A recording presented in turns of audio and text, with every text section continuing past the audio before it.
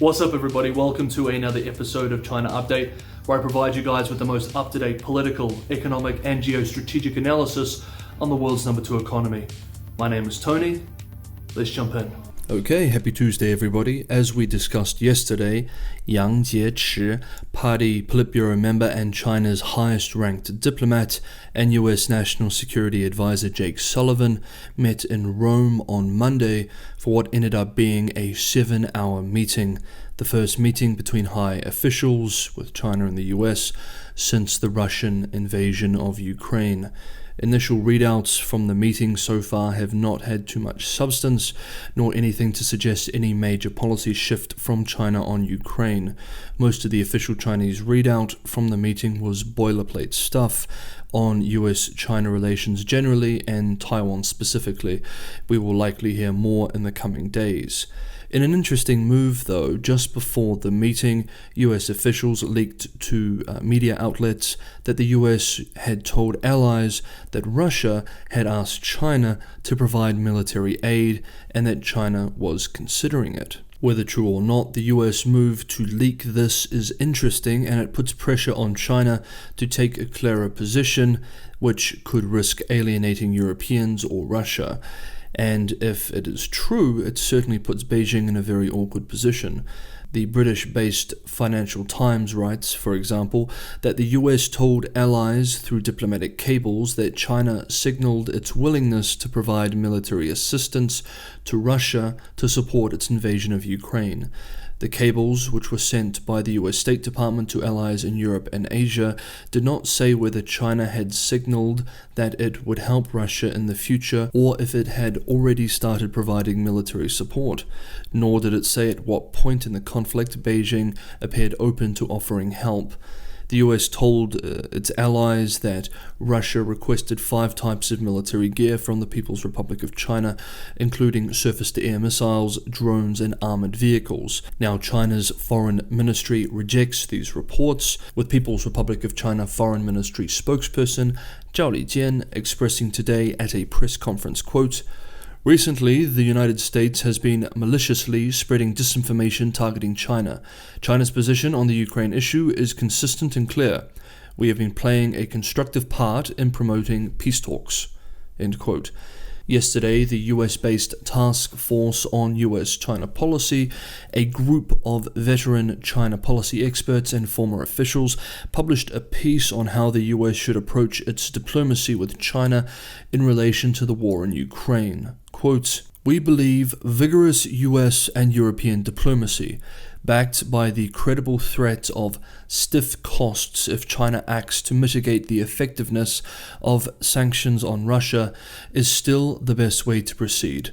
This approach will keep pushing China to consider its own national interests, the costs it is prepared to bear, and how flexibly its leaders can adjust course to reduce the political consequences and social ignominy of having Russia as its primary partner, just as China seeks to take its place as a responsible great power on the world stage."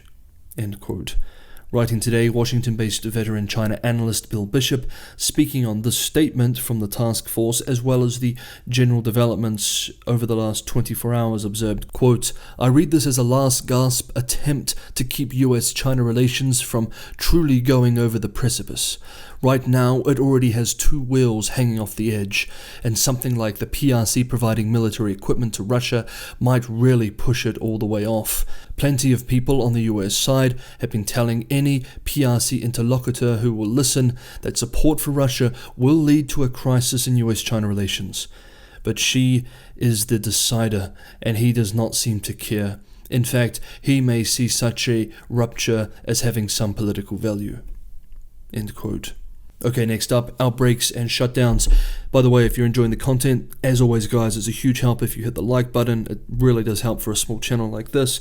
And if you're watching for the first time and you're enjoying the content, you're getting some value from this, maybe consider subscribing. I release one of these every day. You'll have the most up-to-date analysis and news on the world's number 2 economy. Okay, yesterday we talked about the new outbreaks and lockdowns across the Chinese mainland. Shenzhen, across from Hong Kong, and Changchun in the northeast have imposed full city-wide lockdowns of tens of millions of people. Shanghai, China's economic megacity, has tightened restrictions and may be approaching something that looks like a full lockdown in the coming days if authorities cannot get numbers under control. There are rumors from locals in Shanghai, and these are only rumors, that Vice Premier Sun Chunlan expressed unhappiness with Shanghai officials for not doing enough to get numbers under control, but that Shanghai officials have pushed back against directions for full lockdown because it would be so economically devastating for the city and the country. Indeed, shutdowns are already hurting industry. A number of manufacturers, including Foxconn Technology Group, a major iPhone assembler, said that they were halting operations in Shenzhen in compliance with the local government's policy. More than 30 Taiwan-based makers of semiconductors and other electronic components filed announcements with the Taiwan Stock Exchange on Monday saying that they were temporarily closing facilities in Shenzhen and nearby Dongguan, both in Guangdong province in the south. Chinese infectious disease expert Zhang Wenhong, well respected within China, met with virologists at the University of Hong Kong on Sunday to discuss how Chinese policymakers should move forward with China's COVID policy. Their discussions were published yesterday and they are being shared online. I think it is worth quoting some of Dr. Zhang's observations and policy recommendations, as he is influential within China, and some of his points go against what state media has been saying in recent days. Quote, "The fatality rate is already lower than the flu in countries that have achieved herd immunity. However, if China lifts its restrictions immediately, a large number of people will be infected within a short period of time. Even with an extremely low fatality rate, the pressure on medical resources will be enormous, and we would experience a temporary stagnation to social life, causing irreparable harm to society and countless families. In China, a large proportion of the elderly and those with underlying diseases are not fully vaccinated due to fear of the side effects. If widespread infection were to occur, there would be hell to pay. In the next stage, efforts should be made to protect the risk groups. According to the recent situation of COVID across the country, it is evident that we have not been well prepared for coping with the appearance of a large number of COVID-19 cases. Completely lifting the restrictions for pandemic prevention and control would result in a shortage of medical resources and an unexpectedly high fatality rate. Therefore, China will still employ the zero-tolerance strategy for now. Now, what is most important is to get the wave caused by the fast-spreading Omicron under control. But that does not mean we will endure a long-term lockdown and mass testing." End quote. We remember from last week, Chinese metal giant Tsingshan Holding Group Limited, one of the world's biggest nickel and stainless steel producers, found itself caught in a massive short squeeze amid an unprecedented rally in the price of nickel, causing billions of dollars of losses and for a short time breaking the market. Tsingshan released a statement yesterday, Monday, expressing that it had reached a deal with banks to avoid further margin calls. The company worked out a standstill agreement with a consortium of hedge bank creditors that will allow the company to continue discussions with banks on a secured credit facility to cover its nickel margin calls and settlement requirements. The banks agreed not to close out positions against Tsingshan or to make further margin calls with respect to existing positions during the standstill period. There is some real politics going on behind the scenes too. China Securities Journal reported today that top executives from Tsingshan have meetings in Beijing this week. Analysts argue that Beijing could swap some of its high-grade nickel resources, of which it holds around 100,000 tons in state stocks, for low-grade nickel pig iron that Tsingshan produces to help it meet quality standards. Such a move would piss off a lot of officials, however, and empower statists within the bureaucracy who have been calling for greater direct government control over private enterprises across several sectors. The statists have been in ascendance, especially since the Evergrande crisis blew up. Meanwhile, this mess has hurt many regular businesses that work in the industry. This is from an interview Yitai had with one Chinese senior executive at a domestic nickel producer over the weekend. Quote, "When the gods fight, us mortals suffer.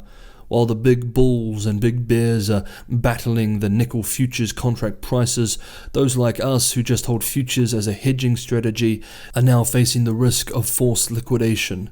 It was originally $100 million, but ended up more than $1 billion, and we have to seek for a huge amount of money to cover it up in the short term. It might be easy for these big players to move around money, but for many small companies, they may go straight to bankruptcy." Moving on, Chinese financial outlet Caixin published a report today discussing the impact of rising lithium prices on China's booming electric vehicle industry.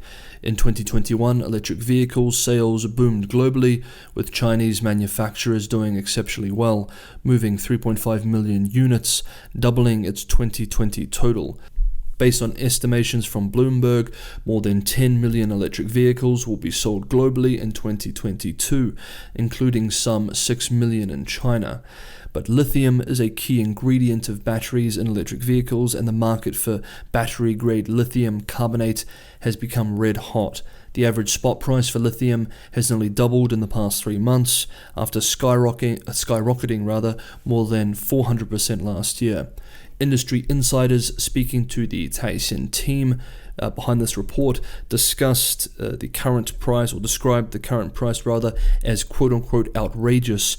And analysts with Caixin write that in the face of the rapid price rise of such an important raw material, Chinese battery producers are scrambling to secure lithium from around the world. EV makers that rely on it contend with the prospect of passing along higher costs to their customers. But high prices of lithium won't just affect the EV market. Quote, "Higher prices could delay the point at which EVs reach cost parity with conventional autos in 2026, 2 years later than had been predicted. That could slow adoption of electric vehicles in China, which in turn could hinder China's progress in meeting its goals of peaking its carbon emissions by 2030 and becoming carbon neutral by 2060. End quote. Now, while we're on electric vehicles, let's quickly touch on this Evergrande development as well. We will have more on the Chinese property development industry later this week. Yesterday, Monday, China's industry regulator, the Ministry of Industry and Information Technology, in a document published that day, gave China Evergrande New Energy Vehicle Group approval to start sales of its first electric car, the Hengchi 5 sport utility vehicle. Evergrande New Energy Vehicle would start selling the cars as soon as April. A report in December said Evergrande New Energy Vehicle had started mass production of its SUVs already. Evergrande has claimed in previous months that its electric vehicle business could take some of the liquidity pressure off its core property business, which has already plunged the entire country's development sector into crisis. Analysts argue, however, that the new energy vehicle business, even if successful, would do very little to help the sinking ship that is Evergrande. Hey guys, I'd love to hear what you thought about some of the updates we covered in today's episode, so throw your comments below. Always love hearing from you. Thank you for watching. I'll see you next time.